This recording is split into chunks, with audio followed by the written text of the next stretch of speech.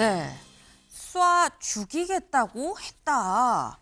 키워드 자체가 상당히 좀 살벌한 감이 없지 않아 있습니다. 기사 같이 보시죠.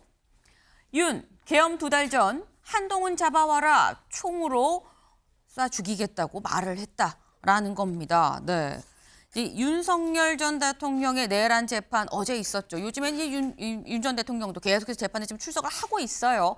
그런데 이 재판에서 증인으로 나온 곽종근 전 특수전사령관이 이런 얘기를 했다라는 거죠. 뭐라고 얘기했는지 직접 들어보실까요? 그날 밥 먹고 이런 게 아니라 바로 안주 먹고 술 마셨잖아요. 그죠? 계란말이하고 그러니까 예. 그거 제가 만든 겁니다. 네.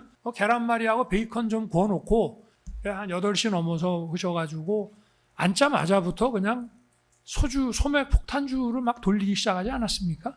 그죠? 술 많이 먹었죠? 그날. 술 드셨습니다. 아니 그러니까 예. 술 많이 먹지 않았어요? 술은 항상 통상 10에서 20잔 그 정도 들었고 뭐 거기서 무슨 뭐 시국 얘기할 그럴 상황은 아니지 않습니까? 그래 말씀하시니 네. 제가 지금까지 말을 못했던 부분을 하겠습니다. 한동훈이 얘기 분명히 하셨고 한동훈이하고 일부 정치인들 일부 호명하시면서 당신 앞에 잡아오라 그랬습니다. 당신이 총으로 쏴서라도 죽이겠다고 하셨습니다. 제가 참말은 그 말을 여태까지 어느 검찰에 가서도 그 말 얘기하지 않았습니다. 대신에 한동훈이 얘기만 했습니다. 그래 오늘 전 대통령께서 그 말씀 안 하셨으면 제가 그 얘기 안 했을 겁니다. 네, 곽종근 전 사령관. 제가 말을 안 하려고 했는데 자꾸 저한테 그리 말씀하시니 제가 좀 입을 열어봅니다. 란 취지로 얘기를 하면서 뭐라고 얘기했는데 이렇게 얘기했다라는 거죠. 그때 뭐라고 하셨습니까? 한동훈 당시 대표를 비롯한 다른 몇몇 정치인들 다 데리고 오면 내가 쏴서라도 뭐 죽이겠다. 뭐 이런 얘기를 나한테 했잖아요.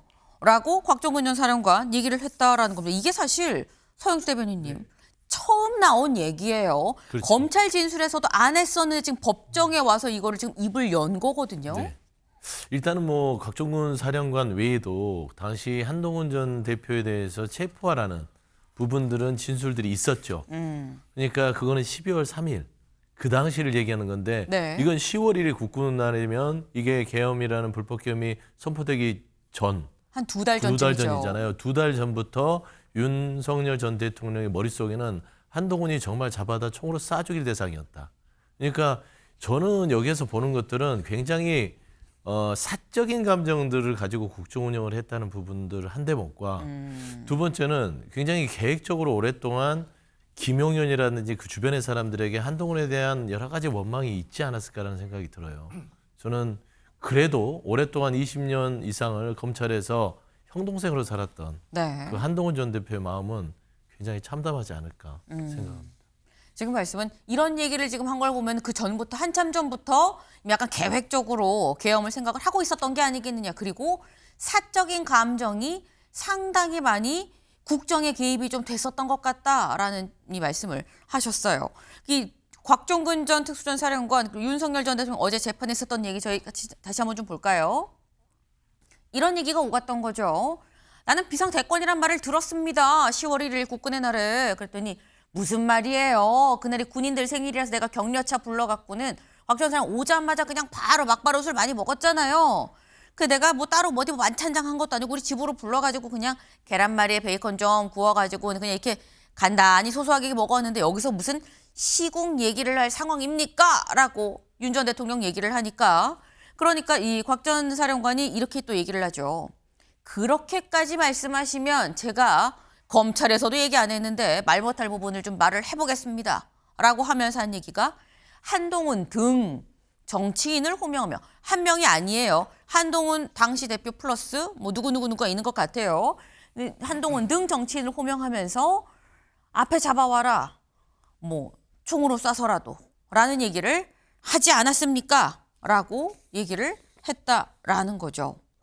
근데 이걸 보면 이창근 위원님, 아까 이 뭐 윤석열 전 대통령도 뭐 사적 감정이 좀 있는 것 같다라고 얘기를 합니다만 재판 과정에 지금 검찰에서도 얘기 안 했던 처음으로 이 얘기를 하는 곽종근 전 사령관도 뭔가 윤석열 전 대통령한테 어떻게 나한테 이러실 수 있습니까? 극한까지 몰려서 약간 내가 안 하려고 했는데 이것까지 얘기하는 거예요 라고 입을 여는 듯한 모습인 거거든요. 그렇죠. 곽종건 전 사령관은 네. 과거 헌재에서부터 계속 일관되게 주장해 왔습니다. 가장 핵심적으로 우리가 봤던 사안이 국회에서 의원들을 끄집어내라 하는 부분에 대해서 본인이 진술했잖아요. 하지만 윤석열 전 대통령 측은 그게 아니다 하면서 인원을 끄집어내라고 했다가 그게 아니고 그냥 질서 유지 그렇게 계속 방을 했잖아요. 그러다가 이제 급기야는 내가 비상대권을 얘기한 적이 없다. 너희들이 그렇게 만든 거 아니냐 식으로 몰고 가려고 한 것 같아요.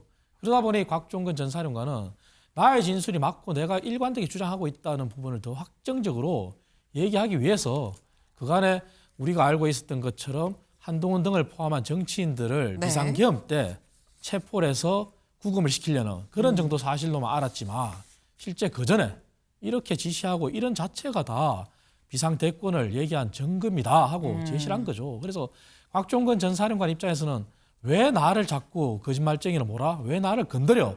이런 심정이 굉장히 강할 겁니다. 그래서 아마 계속 이렇게 하면 할수록 곽종건 전 사령관은 더 많은 얘기를 또 쏟아낼 수도 있을 것 같아요.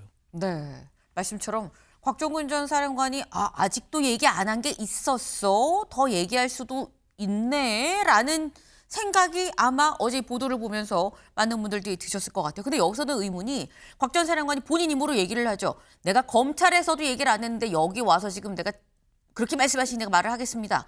라고 얘기를 하는데 검찰 진술에는 없는 내용이고 법정에 나와서 처음으로 한 얘기 이게 시청자분들은 좀 이렇게 생각하실 수도 있을 것 같아요. 서정미 변호사님.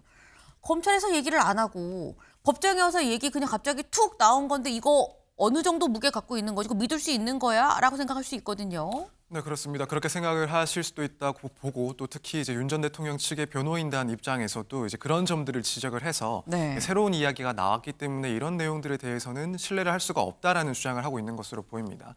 다만 이제 결국에는 어떻게 이런 이야기들이 나왔는지 그 맥락을 충분히 살펴야 되는데 개인적으로 봤을 때는 그 신뢰성을 충분히 좀 담보할 수 있는 그런 상황이 아니었나 네. 이런 생각이 듭니다. 사실 변호사 입장에서는 이 증인신문 과정의 전후 과정을 조금 살펴봤었는데 사실 앞부분 그러니까 윤 전 대통령과 이렇게 대면하게 된 과정에 대해서 곽 전 사령관 그리고 윤 전 대통령의 그런 구체적인 진술은 서로 동일하게 나왔습니다. 네. 당시에 옷을 어떻게 입었는지 또 뭐 어떤 음식들을 먹었는지 여기에 대해서는 물론 일부 차이가 있긴 하지만 두 측 다 양측 다 상당히 자세하게 이야기를 하고 있었는데 이제 곽 전 사령관 같은 경우에는 결국 이 한동훈 전 대표와 관련된 그런 발언이 나오게 되는 경위가 윤 전 대통령 측에서 계속해서 이 신뢰성에 대한 의문을 제기를 할 때 뭐 그제서야 이제 나는 이야기를 하겠다라고 하면서 구체적인 이야기를 꺼냈다라는 점을 봤을 때 뭐 충분히 나올 수 있는 그런 상황에서 새로운 증언이 나온 것이다라고 평가를 할 수 있지 않나. 이제 반면에 윤 전 대통령 측의 그런 상황을 봤을 때 사실 해당 발언이 나오고 나서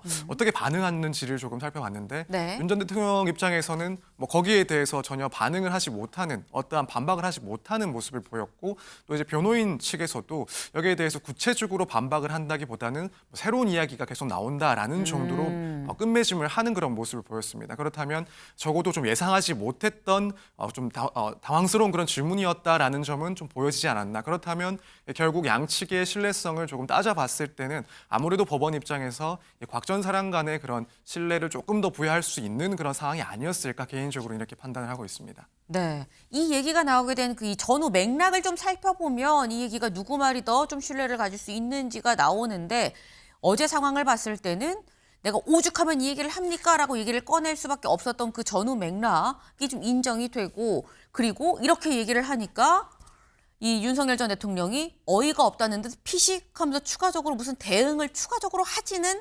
않았더라. 이런 걸 봤을 때는 재판부가 이거 곽 전 사령관 얘기 믿을 법한데라고 생각하지 않겠느냐라는 취지의 말씀이에요. 근데 지금 이 진술 자체가 들어보면 안 그래도 사실 계엄 직후에 나왔던 게 이른바 한동훈 사살설 얘기가 있었죠. 국회에서도 사실 그 얘기가 있었습니다. 그 얘기 잠깐 들어보고 오실까요? 체포되어 이송되는 한동훈을 사살한다. 한동훈 대표의 사살은 북한의 소행으로 몰기 용이한 여당 대표이고 이창근 위원님, 사실 저 때는 김어준 씨가 보수의 좀 대척점에 좀 있는 인물이기 때문에 이 어느 정도 믿을 수 있는 거야라는 얘기가 있었었는데 또 이런 얘기를 들으면 어떻게 또 진짜인가라는 생각도 다시 들 수도 있어 보여요.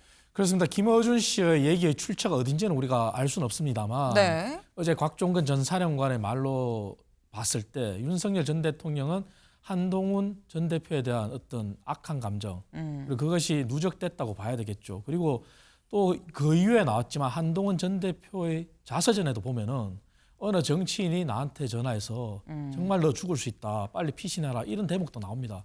이 세 가지를 종합해서 봤을 때 실제 계엄이 성공했더라면 정말 한동훈 전 대표 또 플러스 알파 여러 정치인들에 대한 그런 위협적인 상황이 정말 현실로 나타날 수 있지 않았을까 이렇게 합리적인 추론이 가능해요.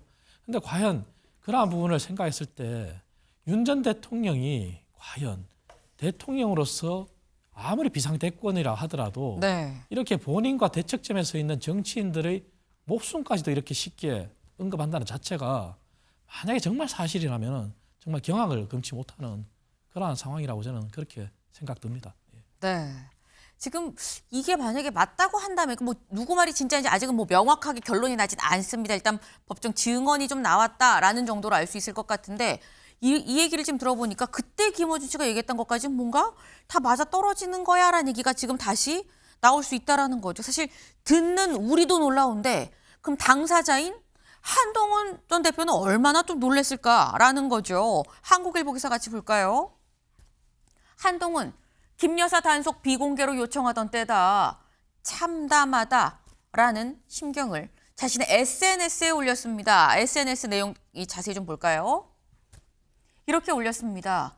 그때 지금 곽종근 전 사령관이 얘기한 바로 그때 10월 1일은 당과 정부의 성공을 위해서 윤석열 전 대통령한테 의료사태 해결, 김 여사 비선 단속, 김 여사에 대한 민심을 반영한 특별 감찰관 임명을 내가 비공개로 요청을 했을 때입니다. 비공개로 요청을 했다는 얘기는 내가 대외적으로 뭐 이렇고 저렇고 얘기를 하던 그런 것도 아니고 뒤에서 좀 이거 좀 이렇게 하시죠라고 좀 쓴소리를 조용히 건넸을 그런 때다. 근데 그런 나를 두고 이런 얘기까지 했느냐라는 거예요. 그래서 저희가 이게 작년 10월 1일이죠. 그 즈음 한동훈 전 대표의 얘기를 좀 찾아봤습니다. 들어보고 오시죠. 예정대로 참석을 하실까요? 어떻게 좀 약속된 일정 오늘 만나서 직접 참여 얘기를 다시 해보실 계획 있으세요? 안에서 뭐 얘기할 건 미리 제가 뭐 예고하려고 그 다음 비공개로 논의할 사안이라는 것이 김 여사 관련 사안으로 생각될까요? 여러 가지 중요한 사안들이 많이 있죠. 그것도 그 중에 하나입니다. 첫째, 김 여사 관련 대통령실 인적 쇄신 반드시 그리고 시급하게 필요합니다. 둘째, 김 여사가 대선 당시 약속한 대로 대화 활동 중단해야 합니다. 셋째, 나아가 제기되는 의혹들에 대해서 솔직하게 설명드리고 의혹을 규명하기 위한 필요한 절차가 있다면 적극적으로 협조해야 합니다. 소통하는 방법은 꼭 만나만 되는 건 아니잖아요. 근데 네. 사실 지금 저희가 본 게 9월에 했었던 한동훈 대표의 얘기는 아니 뭐 여러 가지 얘기가 있을 수가 있죠. 다양한 얘기를 할 수 있습니다 정도로 좀 완곡하게 얘기를 하는 입장이었었고 10월 17일 후반으로 가면서부터는 10월 중후반으로 가면서부터는 뭐 내가 이런 얘기를 좀 이렇게 할 필요가 있어 보입니다라고 얘기를 했었다라는 이 뭐 인적 쇄신이 필요합니다라고 공개적으로 얘기를 했었다라는 건데 여기 잠깐 보겠습니다. 지난해 10월 1일경 대체 무슨 일이 있었던 거냐라는 거죠. 일단 9월 21일 한동훈 당시 대표가 윤석열 전 대통령한테 독대를 요청했다는 보도가 나왔었어요. 여기에 대해서 이튿날 맞습니다라고 한동훈 당시 대표 쪽에서 맞다고 확인을 해줬습니다. 그런데 바로 그 이튿날 대통령실 관계자 발로 이건 별도로 협의할 사안입니다 라고 얘기하면 사실상 독대를 거부를 했고 이게 9월 23일이죠. 그리고 난 다음에 10월 1일 바로 국군의 날 지금 저희가 조금 전에 들었던 뭐 한동훈을 뭐 데려와라라는 뭐 그런 얘기가 있었던 만찬 자리가 있었던 거고 두 사람이 만나긴 만났습니다. 언제 만났냐? 그건 이 뒤에 10월 21일에 만나서 이른바 저희가 지금 알고 있는 3대 요구 뭐 김 여사에 대해서 뭐 비선이 있으면 안 되고 뭐 이런 얘기들을 지금 요구를 했었다라는 거죠. 근데 지금 보면 서영주 대변인님 한동훈 전 대표가 10월 1일 시점이면 비공개로 얘기를 하면 되지 공개로 막 이렇게 대립각을 세우는 그런 상황은 아니었거든요. 네. 그러면 이미 이때부터 이때 만나서가 아니라 이미 10월 1일 이때 얘기 들을 때서부터 윤석열 전 대통령 마음에는 한동훈 당시 대표는 아웃이었다라는 거냐라는 겁니다. 사실상 돌이켜 보면 그 비대위원장으로 할 때도 네. 한동훈 전 대표가 김건희 씨에 대한 어떤 특검 요구를 좀 요구를 했던 제스처를 했었죠. 네. 그때부터 좀 그 용산이 부글부글했다. 이미 그때부터 갈라서기 시작했다. 그렇죠. 그리고 이제 전당대회를 통해서 대표가 됐을 때 그때 한동훈 전 대표를 막으려고 용산에서 했었죠. 이미 골은 깊어져 있었던 겁니다. 그러니까 결국 감히 네가 나에게 대든단 말이야 이런 부분들 특히나 영린을 건드렸잖아요. 네. 부의제로인 김건희를 건드렸던 거예요. 두 가지. 그 주변의 비선들. 그다음에 김건희 씨에 대한 특별감찰관. 어떻게 네가 나한테 이럴 수 있어? 이런 부분들에 이미 확정적으로 이미 무르익었었던 것 같고요. 사실 저는 윤석열 그 내란 우두머리 혐의를 받고 있는 전직 대통령이 한동훈 전 대표에 대해서는 저는 당시 야당 대표도 이재명 대표 이상으로 저는 어떤 그 뭐라고 하죠? 복수심이라고 해야 될까요?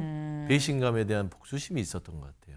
네. 그래서 저는 사실 지금 현재 그 재판 과정에서 나오고는 있으나 저는 윤석열 당시 대통령이 10월 21일 한동훈 전 대표를 어쩔 수 없이 정치상에 만나기 전에 네. 추경호 원내대표만 따로 간접에 만나는 그 기간이 있습니다. 맞습니다. 그렇죠. 그때 보도가 있었어요. 네. 그러면서 한동훈 당시 대표는 안 불렀어요.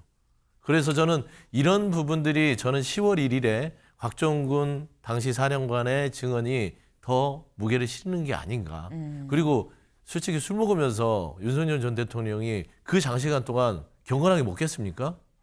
시군 얘기하지 무슨 얘기를 하겠어요. 그러면 사실 그리고 뭐 한동훈 전 대표, 이재명 대표 잡아오세요. 그러면 제가 총으로 쏴서 네. 죽일 겁니다. 이렇게 얘기했겠어요? 한동훈 뭐 XX 하면서 했을 거 아닙니까? 저는 이런 부분에 있어서는 지금 곽종군 전 사령관의 저는 그 영린을 또 윤석열 전 대통령이 건들지 않았나 그래 보입니다. 네. 근데 사실 이런 얘기들 아무래도 곽종근 전 사령관의 얘기가 좀 더 믿음이 간다, 신뢰가 간다 이런 정황을 좀 봐라라고 좀 말씀을 하셨는데 윤석열 전 대통령 측 변호인단 어제 따로 입장을 냈습니다. 뭐라고 얘기를 했느냐 직접 들어보실까요? 작년 10월 1일 국군의 날 있었던 얘기인데 1년 이상 아무런 얘기가 없다가 오늘 갑자기 튀어나왔단 말입니다. 그래서 저희 입장에서는 믿을 수도 없고 만약에 100번 양보해서 그런 얘기 있었다 하더라도 곽종근 사령관이 얘기했듯이 계속 어떤 시국의 어떤 애로사항 뭐 이런 걸 얘기하는 과정에서 뭐 푸념처럼 얘기할 한 것 이상의 의미가 있을 수 없다. 완전히 뜬금포라는 얘기죠. 네. 100번 양보해서 했다고 해도 푸념이지 않았겠느냐라고 또 얘기를 지금 해요. 근데 그러면 여기서 드는 생각이 서정민 변호사님. 지금 이게 푸념으로 얘기를 했을 수는 그것도 푸념으로 얘기했을 수도 있겠다라는 생각이 또 들기도 하긴 합니다. 그럼 재판부 입장에서는 이게 푸념식으로 얘기를 한 건지 작심하고 의도가 들어간 건지 농도 한 50% 농반진반인 건지 이걸 어떻게 판단을 합니까?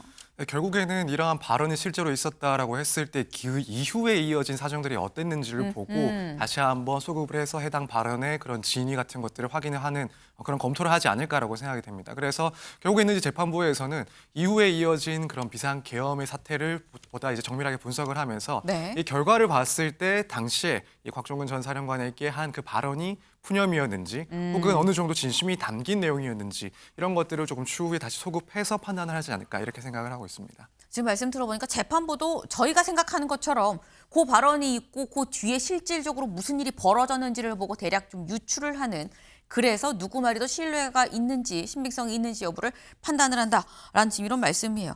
사실 이게 지금 계엄이 거의 1년이 다 돼가거든요. 그런데 이제 아직까지도 나오지 않았던 뒷얘기가 다시금 새롭게 나오고 있다라는 겁니다. 근데 이런 뒷얘기가 윤 전 대통령의 내란 재판에서만 나오는 것이냐? 아니다라는 거죠. 동아일보 같이 볼까요? 곽종근 윤 한동훈 잡아오라 총 쏴 죽이겠다라고 말했다라는 건데 똑같은 내용이죠. 근데 전 요 부분을 좀 볼까 합니다. 요거 확대된 거 있죠? 네, 요겁니다. 한덕수 전 총리에 대한 재판도 지금 진행 중이죠. 여기에서 뭐라고 했느냐. 조태열 전 외교부 장관이 증인으로 나왔어요. 그래서 계엄 당일에 최상목 당시 경제부총리가 뭐라고 했었냐면 이 한덕수 전 총리한테 왜 반대 안 하셨습니까? 50년 공직생활 마무리하려고 하시는 겁니까? 라고 강하게 따졌다. 또 이상민 전 행안부 장관한테 넌 원래 예스맨이라 노라고 못했겠지 라고까지 얘기를 했다라는 거예요. 요 얘기도 직접 들어보시죠. 그 증인은 최상목 전 장관이 네. 피고인에게 네. 왜 반대를 안 하셨습니까? 50년 공직 생활 이렇게 마무리하려고 그러십니까? 라고 말하는 것을 들었다라고 진술하셨는데 맞습니까? 제 표현이 상당히 강해서 이 양반 굉장히 세게 얘기하네 뭐 그런 느낌을 가지면서 제가 들었기 때문에 기억을 하고 있습니다. 피고인이 최상목 전 장관의 말을 듣고 어떤 말을 하던가요? 그러고 나서 바로 왜 내가 반대를 안 해요? 반대했습니다. 그렇게 그런 요지의 반박 답변을 하신 것으로 제가 기억을 합니다. 증인은 최상목 전 장관이 이상민 전 장관에게 네. 너는 원래 예스맨이니까 노라고 못했겠지라고 말하는 것을 들었다라고 진술하셨었는데 이것도 맞나요? 그것도 제가 표현이 과하다고 생각해서 제가 기억을 하고 있습니다. 그럼 이상민 전 장관은 최상목 전 장관의 말을 듣고 어떤 말을 하던가요? 뭐 그냥 그 민망한 표정으로 뭐 이렇게 별 말을 한 그 워딩은 제가 기억이 안 나고요. 뻘쭘한 표정, 민망한 표정으로 반응했던 것으로 생각합니다. 네, 조태열 전 외교부 장관 굉장히 자세하고 구체적으로 또 얘기를 합니다. 이렇게 얘기했다는 거죠. 그러니까 최상목 경제부총리가 한덕수 총리한테 한덕수 총리보다 미치잖아요. 경제부총리니까. 그런데 50년 공직생활 마무리하려고 그랬습니까? 라고까지 얘기를 했고요. 이상민 행안부 장관한테도 원래 예스맨이라 노라고 못했겠지 라고 하면서 얘기를 했다라는 거예요. 근데 이걸 들어보면 이건 이창근 위원님 굉장히 당시에 이게 직접 본 사람 입장에선 아마 신랄하게 얘기를 했겠거니라는 추측이 가능해 보입니다. 그렇습니다. 최상목 전 경제부총리 같은 경우는 네. 저도 과거 청와대에서 함께 근무한 경험이 있습니다.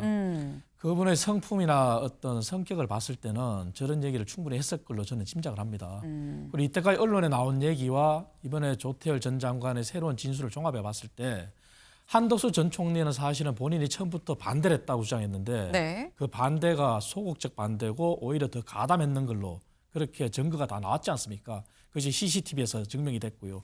그리고 이상민 전 장관 같은 경우는 처음부터 반대가 없었던 내란의 정말 주요 임무 종사자로서 역할을 한 걸로 나왔고 다만 최상목 전 경제부총리 같은 경우도 현재 계속 조사를 받고 있고 네. 하고 있지만 본인은 계속 줄곧 반대를 했단 말이에요. 그런데 단 한 가지 본인이 비상계엄과 관련한 문건을 받았냐 안 받았냐에 대해서 진술이 좀 엇갈린 부분이 있는데 그런 걸 차지하더라도 아마 최상목 전 경제부총리는 충분히 한덕수 전 총리나 이상민 전 장관한테 저런 얘기를 저는 했을 거라 저는 확신을 하고요. 네. 다만 한덕수 전 총리의 반응이 저는 너무나 아쉬운 것이 본인이 반대를 했다고 하지만 그거는 사실 윤 전 대통령과 본인의 두 사람 간의 얘기밖에 안 돼요. 거기에는 아무도 없었잖아요. 거기에서 본인을 반대를 했다고 아무리 주장한들 그걸 네. 믿을 국민이 누가 있겠습니까? 그렇다면은 한덕수 전 총리가 지금이라도 이제 재판을 불구속 상태에서 받고 있지만 모든 것을 실체적인 진실을 더 털어놔야 된다. 그것이 지금 나머지 공직자들도 한덕수 전 총리가 함께 고생한 동료로서 보호하는 길이다. 저는 이 말씀을 꼭 드리고 싶어요. 네. 지금 말씀처럼 한덕수 전 총리 지금 불구속 상태로 지금 재판을 받고 있죠. 그런데 서 변호사님, 사실 지금 조태열 전 외교부 장관의 얘기를 들어보면 굉장히 좀 구체적으로 얘기를 물론 이 말이 어느 정도의 신빙성을 갖고 재판에서 받아들여졌는지는 봐야 되는 거긴 합니다만 굉장히 좀 구체적인 부분이 분명히 있어요. 근데 그렇다고 하면 한덕수 전 총리는 혹시 이런 경우도 있나요? 재판 중에 불구속이 구속영장이 청구돼 다시 구속이 되는 사례도 있을 수 있는 겁니까? 일단 가능은 합니다. 예컨대 네. 뭐 재판에 불출석을 한다는 등의 그런 앞으로의 재판에 상당히 지연이나 혹은 우려가 발생할 경우에는 네. 법원에서도 직접 구속영장을 발부를 할 수가 있습니다. 물론 이제 그런 상황이 발생했을 때 특검 측에서는 뭐 영장을 직접 청구하는 것은 아니지만 법원에다가 구속 요구를 촉구하는 그런 방식도 채택을 할 수가 있고요. 그래서 뭐 지금까지 상황에서는 사실 그런 상황이 발생할 것이다라고 보여지지는 않지만 일단 이론적으로는 충분히 법원에서도 이 구인을 해서 구속을 할 수도 있다 이렇게 말씀드릴 수 있습니다. 네. 뭔가 정말 이 획기적인 그런 증언이 나왔다고 해서 그래서 뭐 불구속이 구속으로 바뀌는 건 아니지만 다만 뭐 협조를 안 한다던가 이런 경우에는 중간에 좀 구속이 되는 경우도 있을 수도 있다라는 지금 그런 말씀을 하셨어요. 근데 한덕수 전 총리는 구속영장이 이미 기각이 돼서 말씀처럼 불구속 상태로 지금 재판을 받고 있죠. 그런데 이번엔 이 사람한테 구속영장이 청구가 됐습니다. 누구냐? 기사 같이 볼까요? 내란 특검 추경호 전 원내대표에 대해서 구속영장이 청구가 됐다라는 거죠. 왜? 여기 볼까요? 계엄 해제를 방해했다. 범죄의 중대성을 고려하면 이건 구속을 해야 됩니다. 라고 얘기하면서 구속영장을 청구했다라는 거예요. 네. 사실 내란 특검으로서는 처음으로 현역 의원에 대한 구속영장 청구죠. 권성동 의원이 구속이 됐긴 합니다만 여긴 김건희 특검이거든요. 그런데 내란 특검에서 이번에 추경호 전 원내대표한테 구속영장을 청구했다라는 건데 요거 서 변호사님 구속 가능성 얼마나 된다고 보십니까? 저는 개인적으로는 구속이 상당히 좀 쉽지는 않을 것이다라고 아하. 생각을 하고 있습니다. 네. 일단 뭐 보통의 경우에는 사실 이 특검이나 검찰에서 구속영장을 청구했다라는 것은 해당 혐의점에 대해서 상당 부분 입증을 했다라고 이제 자신감을 갖고 있는 상황이라고 평가를 할 수가 있기 때문에 일반적인 경우에는 뭐 영장을 청구한 것만으로도 상당 부분 소명이 되지 않았을까 이렇게 생각을 할 수가 있습니다. 다만 이제 지금 이 특검의 사건들을 좀 개별적으로 봐야 되지 않나. 그리고 지금 추경호 전 대표 같은 경우에는 그 혐의를 입증하는 것이 쉽지는 않은 그런 사건이라고 보고 있습니다. 특히나 이제 그런 고의나 인식 여부를 조금 따져봐야 되는데 이런 것들이 이제 지금까지 나온 정황만으로는 명확하게 조금 밝혀지기 어려운 부분들이 있다라고 생각이 들고 그렇다면 특검에서는 이제 범죄가 충분히 혐의가 소명이 됐다라는 것보다도 네. 이 사안의 중대성을 더 고려를 했기 때문에 일단 영장을 청구한 것이 아닌가. 사실 내란 주요 임무 종사자들에 대해서는 하나같이 다 영장을 청구를 했습니다. 결국에는 이제 사안 자체가 워낙 중대하니까 네. 이 재판을 앞두고 불구속 상태에서 기소를 하는 것은 상당히 조금 그 중대성을 비춰봤을 때는 타당하지 않고 일단은 영장을 청구를 하고 뭐 그 결과에 따라서 구속이냐 불구속이냐 이 상태에서 재판을 계속하겠다 이런 의중이 상당히 좀 반영이 된 그런 영장 청구가 아니었을까 이렇게 생각이 됩니다. 네. 검찰 입장에서 일단 프로토콜상 지금쯤 이 어쨌거나 구속영장을 청구를 하고 그 다음에 이제 기소 단계로 좀 넘어가는 이 프로토콜이 있기 때문에 한 거긴 한데 근데 구속 여부는 좀 더 지켜볼 필요가 좀 있긴 있어 보인다라는 말씀을 하셨어요. 네. 실제로 이게 이 국회로 넘어와서 이게 체포동의안의 이 표결 처리까지 좀 이뤄지고 그리고 난 다음에 또 가긴 할 텐데 요 과정에서 실제 결과가 어떻게 나올지는 좀 지켜봐야 될 것 같습니다.